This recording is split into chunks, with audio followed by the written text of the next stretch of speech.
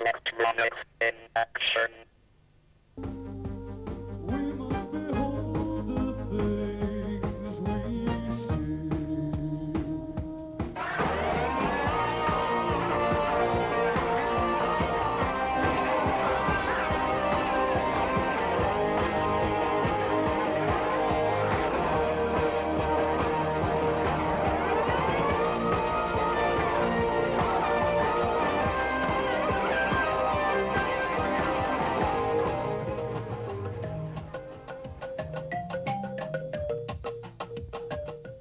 At the moment, Ultravox are in the recording studio laying down the tracks for a new LP.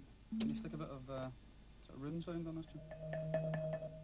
Many of those tracks will be produced on one of the group's electronic instruments.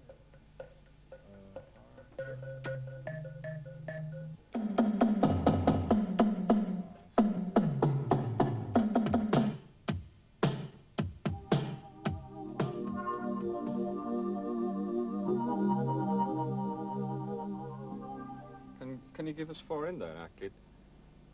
Well, stop playing tricks on me. Can we try it again from the top? The milk bowl sound.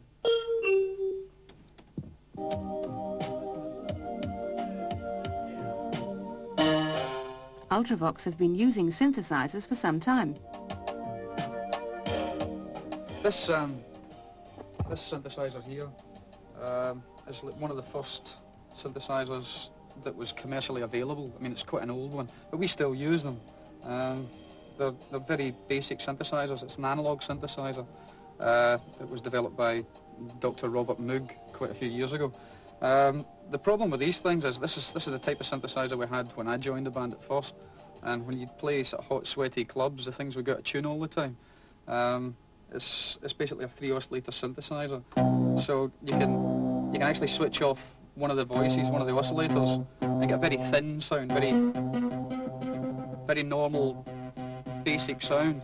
But when you start adding the other oscillators, giving it a bit more depth and body, you can tune these things together.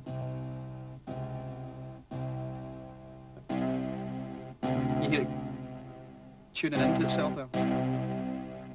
And this is the actual synth that we did, the sort of Vienna part on the bass part, the, you know. But I mean, these things now, you can't buy them now. I mean, technology's moved on far too much to sell people things like this anymore. It's actually an antique synthesizer now. You know, it's about 15 years old. We've moved on to this type of thing now, which is a German synthesizer. Actually, this synthesizer, when you create a sound on it, it sounds as though, although you've never heard the sound before, you never heard anything like the sound before, it sounds as though it should be an acoustic instrument because it has overtones.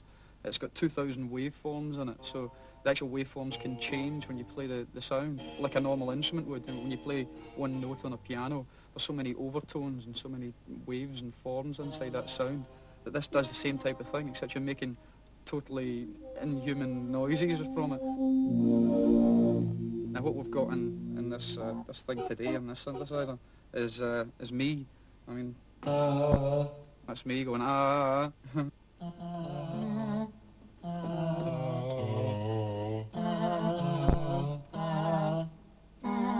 This particular instrument here, or any of these instruments, you can give to 20 different keyboard players, and they'll come up with 20 different types of sound and 20 different feels that a keyboard player could play. It does anything you want it to do.